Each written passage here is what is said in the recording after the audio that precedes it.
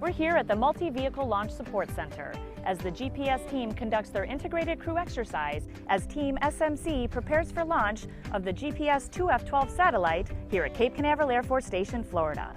What a great opportunity to lead such a great team. I can't imagine doing anything different, but this team is so fantastic, and their pride and their passion for GPS, it really makes my job easy to guide them, and they're so dedicated to what they do. And it is amazing the commitment and how much people trust GPS. But it really comes down to is providing them a secure signal to be able to get in, do their mission, and get out, and to do so in an effective manner. So I really like to think that we're critical in enabling them to do their mission and do so in a way that allows them to come home safely. The best part for me is being able to coach and lead the future. Our CGOs right now, and we expect again they're going to be the future leaders, so it's great to be here in their careers. It gives me a lot of confidence that I'm with a great group of people. I've been trained by the greatest professionals. We're going to launch a satellite into space and we're going to have a great program.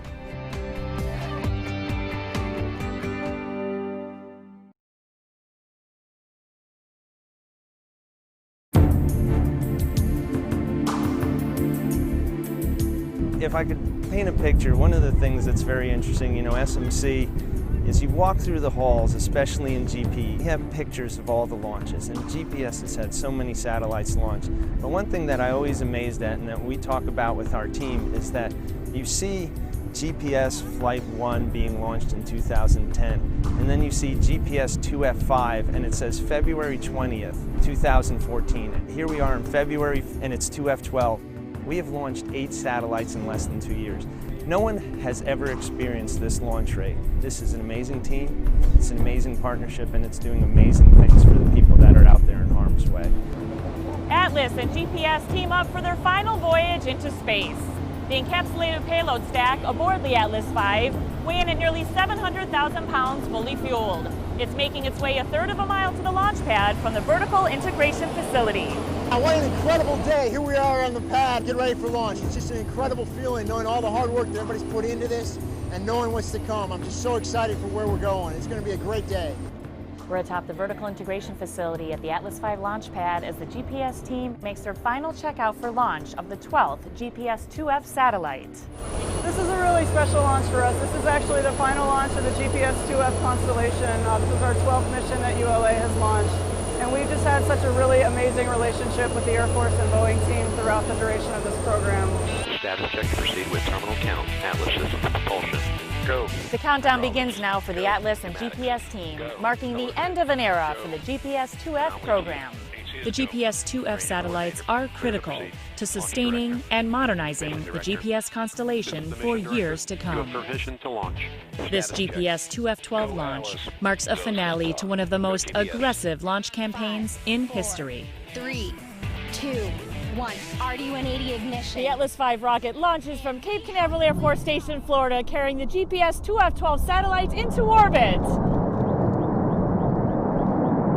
Wow, what a great day. What a challenging morning. The weather and the winds, and as we were watching it down, the launch team found the perfect niche where we could get in and get that launch off, and then the whole team working together just to work every little issue at the last minute to make sure we're all set to go right at that last point. And this team here at the United States Air Force and at SMC really pulls it together, and they just deliver incredible capabilities. Indication of spacecraft separation.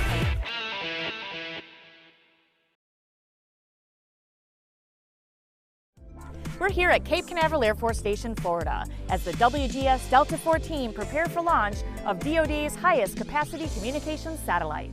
Status check to proceed with terminal count. MEQ. Go. MEA. Go. HYE.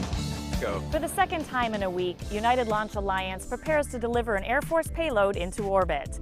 This Delta IV rocket will launch the 7th wideband global SATCOM satellite, enhancing communications capability to the nation, the warfighter, and international partners. Here we are now launching the 7th wideband global SATCOM satellite. WGS has really become the workhorse for DoD wideband communications. The constellation of WGS satellites increases the communications capabilities of the military forces in the United States, Australia, Canada, Denmark, Luxembourg, the Netherlands, and New Zealand. Indeed, any Defence Force communications is absolutely critical. Critical for command and control, and actually increasingly for welfare aspects. What WGS represents to Australia is our ability to operate with our allies across the globe, and I can assure you that while the world is uncertain, the Australia-US alliance is an absolute certainty. New Zealand is a small nation. There's no way we could put up our own satellite or have our own satellite constellation. So being able to enter this WGS partnership is an absolutely marvellous opportunity and gives us an absolutely wonderful capability. WGS provides essential, anytime, anywhere communication services for the warfighter. The system enables combatant commanders to exert command and control of their tactical forces, from peacetime to military operations. What does it take to get that payload into orbit? Well, it takes the whole team. We like to say here at this wing that it's one team to ensure 100% mission success. And that team really is the whole wing. A combined team of military, government, civilians, and contractors, Patrick Air Force Base and Cape Canaveral Air Force Station in Florida provide assured space launch, range, and combat capabilities for the nation, including weather forecasts. Here at the 45th Space Wing, we like to say it's Team Patrick Cape.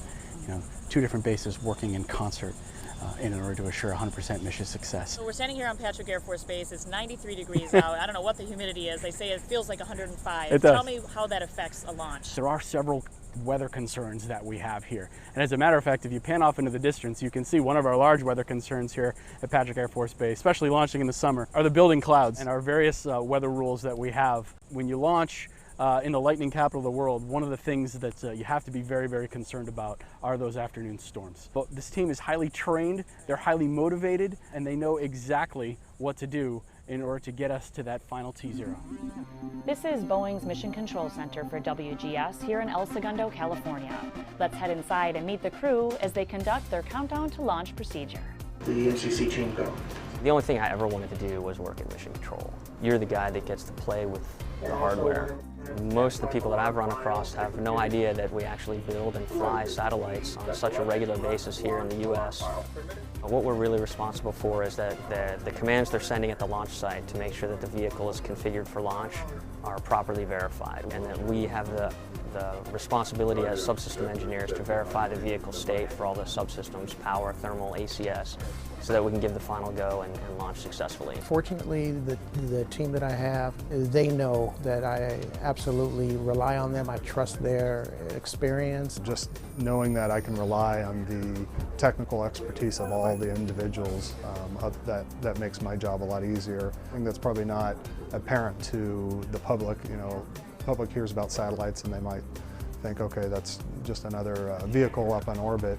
But understanding all that goes on behind the scenes, the thousands of people who work on a given project just to get it off the ground and up on orbit. The Delta IV and WGS spacecraft team up for their 5th voyage into space. The tower will roll back 345 feet from the rocket here at Launch Complex 37B.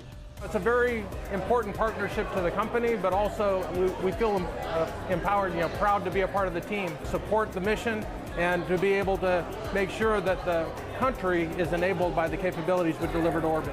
The countdown begins now as the Delta IV and WGS team make their final preparations for launch. We spent the last 3 or 4 years preparing the satellite, the last couple of months here down at the Cape getting ready for launch, and we're ready to get that satellite ready for the users out in the community. Go WGS. The Delta IV rocket launches from Cape Canaveral Air Force Station, Florida, carrying WGS-7 into orbit. 4, 3, we have ignition, 2, 1, 0, and liftoff of the United Launch Alliance. Delta IV rocket carrying the 7th WGS satellite. The feedback from my people is that they finally get access to the broadband communications they need. They love the international aspect and the affordability aspect. It's always exciting to be a part of a major milestone in any program, putting up a communication satellite which has a 17% increase in comm capacity. So that's always amazing. It's great to be able to get down there and see it and feel that vibration off of your chest as it launches. The ability to bring more communications capability to our own warfighters, and knowing that when we go out into a coalition environment, we're providing that same capability to all of our warfighters. It's so exciting. There's nothing like being here and being a part of this.